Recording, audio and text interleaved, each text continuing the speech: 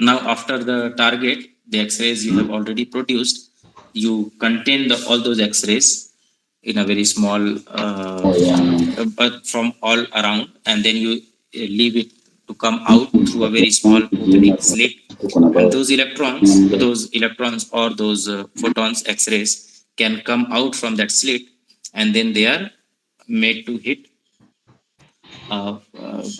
flattening filter. So this cone shape that you see, these two cone shapes are flattening filter.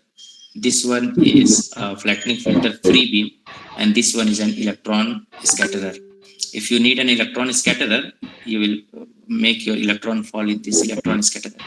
If you are having an X-ray coming out from that slit, you can make that X-ray to fall in this flattening filter. So what it does is it flattens your beam, because the intensity at the center is higher as compared to the intensity around it.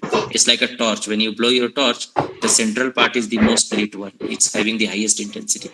But if you put a butter paper on it, you have a more or less uniform light coming out from the torch. The same way, you have to stop the center part to more extent than the radial part.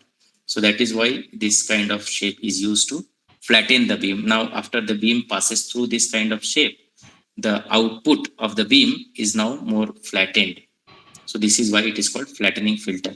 But nowadays we do not want this, because this attenuates the beam to a greater extent. So we are using flattening filter free. We are not flattening it, but there is something other mechanism called beam hardening.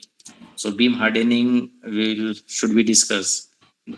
Mostly like lower energy X-rays are cut off and higher energy X-rays passes through.